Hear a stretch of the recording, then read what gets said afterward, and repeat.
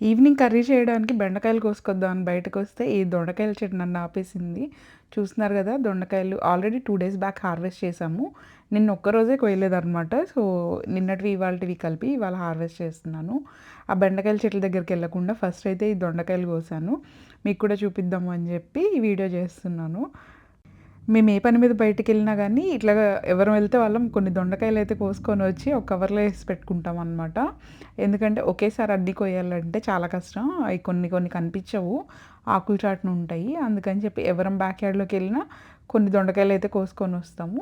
And అట్లా miss అయ్యి కొన్ని కొయ్యకుండా ఉన్నవైతే మాత్రం ఇలా ఒకేసారి అన్నీ హార్వెస్ట్ చేస్తాను. పోనీ నేను హార్వెస్ట్ చేశా గదా అని చెప్పి మొత్తం అయిపోయినాయా అంటే అలా ఉండదు. మళ్ళీ ఇంకొక పర్సన్ ఎళ్లి చూసారు అంటే వాళ్ళకి ఇంకొక 10 వరకైనా దొరుకుతాయి ఈజీగా. అండ్ ఇప్పుడొచ్చి ఇంకా అవన్నీ కోసుకున్న తర్వాత ఇట్లా బెండకాయ చెట్ల దగ్గరకొచ్చాను. అండ్ బెండకాయలు చూసారు కదా! మేమైతే 2 వెరైటీస్ ఆఫ్ బెండకాయలేస్తున్నాము.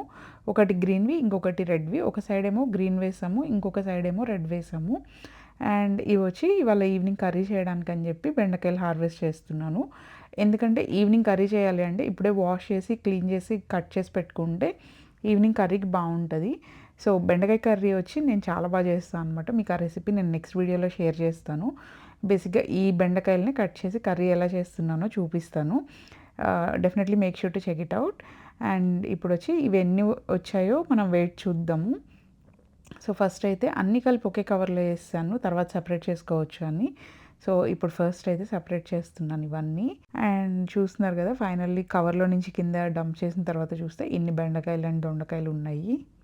ఈ బెండకాయలు అండ్ దొండకాయలు ఎవ్రీ ఆల్టర్‌నేట్ డే చేస్తామనమాట కర్రీ. అందుకే ఈ దొండకాయ ప్లాంట్స్ అరౌండ్ 5-6 ప్లాంట్స్ అయితే ఏసాము.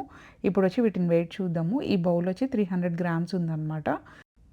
సో, చూస్తున్నారు కదా! బౌల్ వెయిట్ పోయిన తర్వాత ఒక 1 కేజీ వరకు అయితే దొండకాయలొచ్చాయి. అండ్ అరౌండ్ హాఫ్ కేజీ వరకు అయితే బెండకాయలొచ్చాయి. ఇవాళ కర్రీకి అయితే పర్ఫెక్ట్‌గా సరిపోతాయి.